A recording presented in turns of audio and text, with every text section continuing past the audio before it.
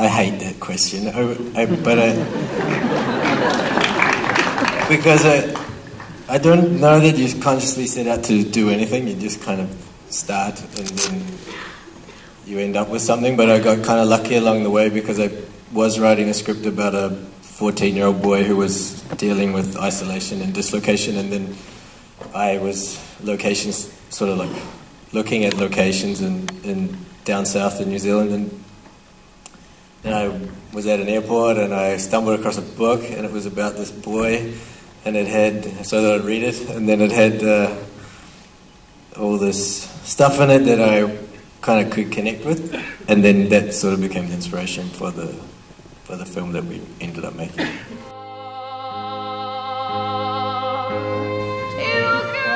Before, I was a bit nervous coming up. Like, in the taxi, I was just like, are we going to do Q&A? I really do not want to do Q&A. But now I'm here, I'm feeling a bit better, so yeah. And the movie was great too. It was my first time seeing it, and I thought it was awesome.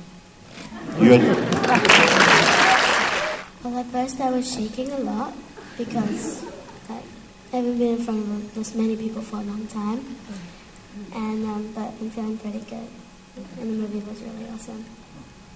I agree.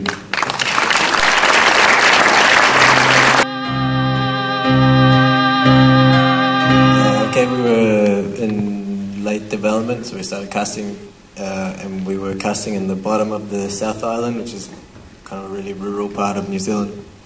And we saw 800 kids and couldn't find the children that we were looking for, so we went back up to the main centre, which is Auckland, and stumbled upon Angelina really early on. So Angelina kind of helped us with the casting process after that, to help us test out the guys. And then, which is quite scary for the guys because she's quite hardcore, so they were kind of freaked out. And then Damos came along really late. We were really close to prep. We had about a week left, and I was freaking out, and everyone was freaking out, and we couldn't find a boy. And then a friend of a friend knew someone who knew this kid, who said, "Hey, you gotta check this kid out. He's cool." And then Damos showed up, and then 2 days later we cast him, and then the rest was easy. So that was good. Especially for Damos, I think it's tough because in New Zealand the confident boys generally aren't that sensitive, or they're almost like trained in society not to be sensitive. So I guess a big part of the casting was finding someone who had the confidence to perform, but also had that sensitivity to actually be able to go to emotional places. So quite often it's easy to find someone who can shout and be aggressive, or someone who can laugh and be full of happiness, but it's hard to find someone who can shout and be aggressive and laugh and go to really deep emotional places. And we did a thing called mirroring, which is where you sit together and you take each other to a sad place, basically. And that's just to see how deeply you can kind of connect with those emotions. So myself or Hori, the acting director, or the casting director would sit across from the children and just go to sad places and see if you could go there together. And if you could, then that was kind of like the beginning of building a framework for being able to go there again and again and again.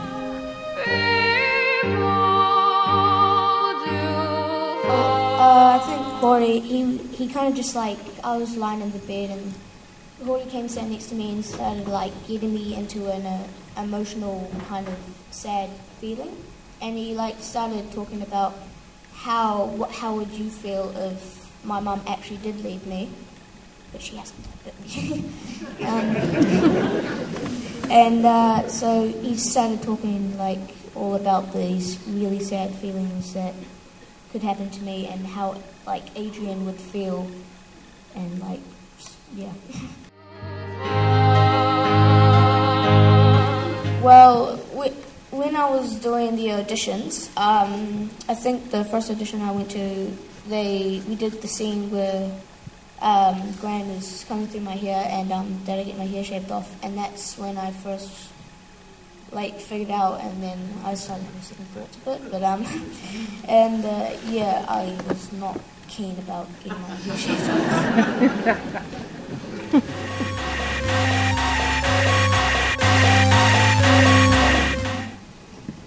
Working with the gang of boys was quite tough because there's so many of them, and they had this really amazing energy. So when we were casting, we were looking for a group of kids that could work together and could kind of feed off each other's energy. But of course, when you have all that energy for a shoot day and you've got all this kind of stuff you've got to do, it was quite intense because the kids are sort of hyped up in this place and they're running all over. But I didn't really direct them too much. I just kind of set them their task and let them be free to do what they want. And I think they were quite sort of excited about their roles, so they dropped into it really easily.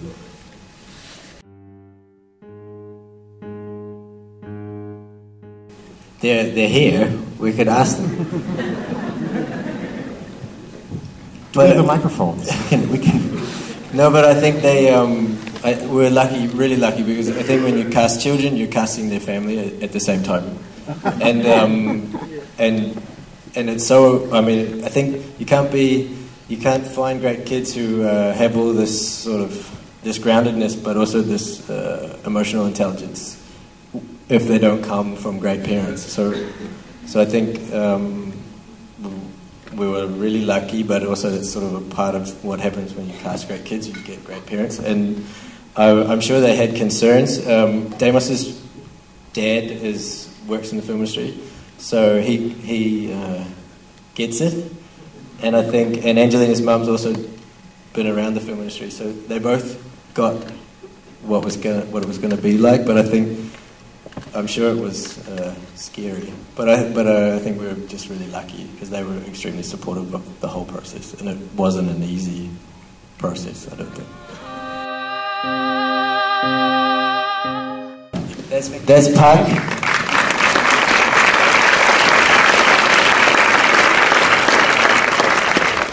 Yeah, it's not really an opportunity you would turn down, I think, would be the short answer on that one. So when it came around, it was like, for sure, let's do it. And yeah, we didn't really have any expectations, so, it's all turned out pretty good. Here we are in Berlin, fantastic.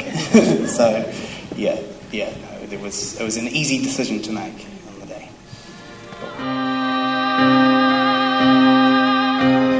I'm from New Zealand, actually, and I live in Copenhagen. So I kind of went on we have this thing in New Zealand called this overseas experience where because New Zealand's so far away from everything, you sort of go overseas and check it out. And I still was trying to find my way back home. And I just ended up randomly in Denmark and started making films. And then I guess it makes sense if I want to tell a story in New Zealand that I'm from and I'm living somewhere else. It was sort of a nice way to get the two things to come together.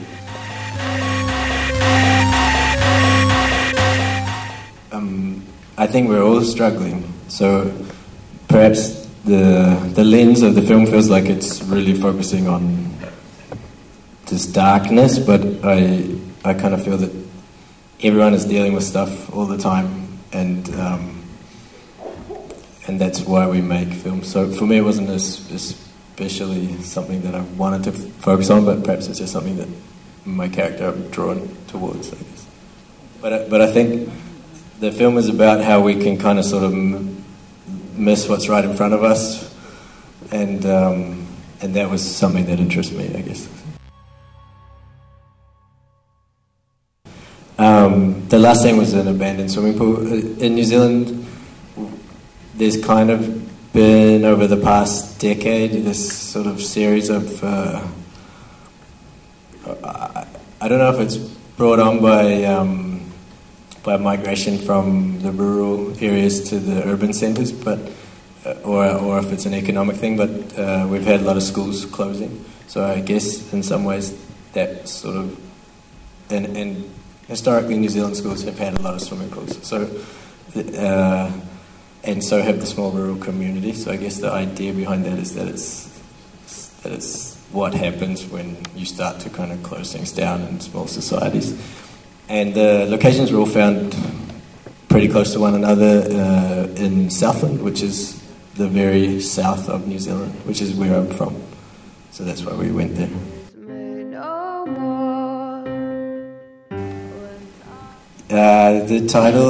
The title I had before I started writing the film, and we had a lot of discussions about other titles, but that title just kind of stuck.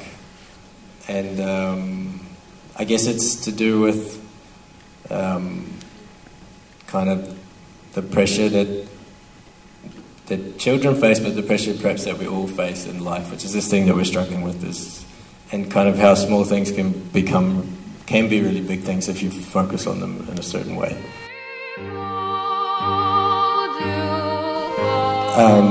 The composer's Christian Andersen.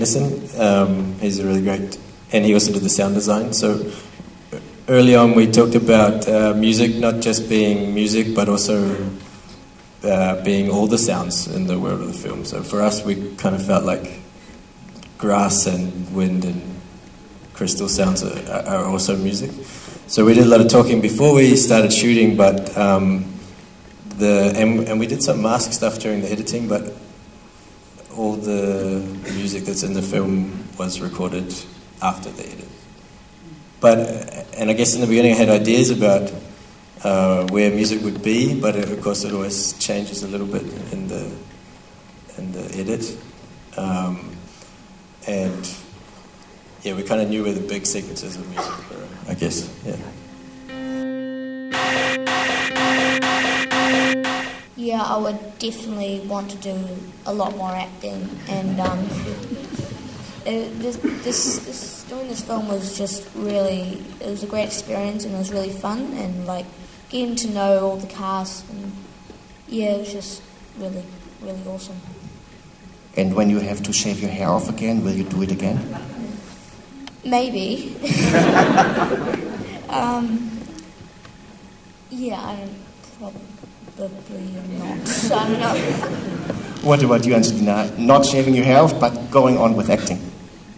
I would like to go on with acting because it is a good experience. And doing this film was just an amazing journey. And I'd definitely do it again anytime. But I wouldn't shave my hair off.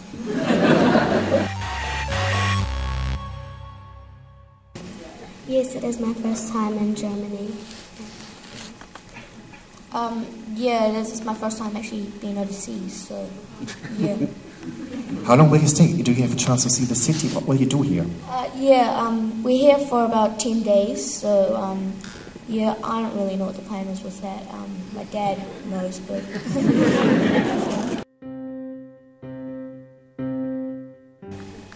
I think so.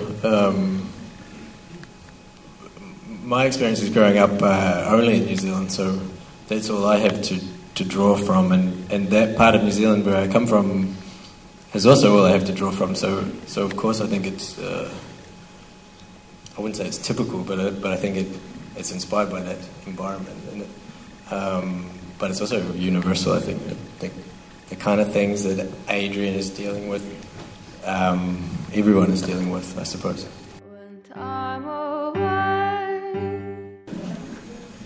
It's a long story. We've had that discussion for a very long time. We still have that discussion, actually. Yeah, I don't really have anything to say about it. That's just what we decided to do. Oh no, we were always going to keep them alive, but in the script phase, my editor Molly is also my script consultant, so she was involved in the whole process, and there were moments, because I'm a first-time picture director, so there were moments where I kind of got crazy ideas about the ending, but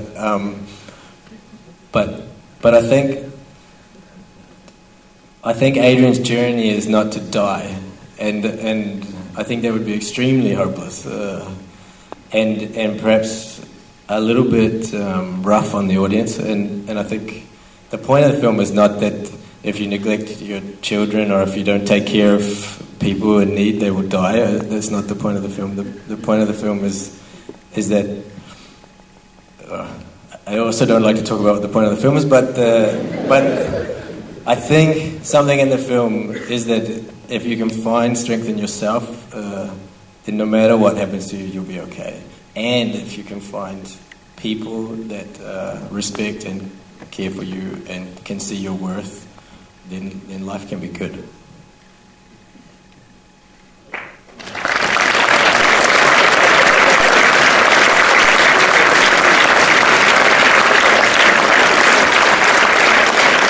I think it was a very good statement in the end, and I think we will close our Q&A session. Thank you so much, Daniel, for this film and for being here. Thank you so much, Dimos and Angelina. It was great, awesome performance. Thank you so much. Thank you to the parents, and thank you to the whole team and to the audience for being so patient, and have a very good evening.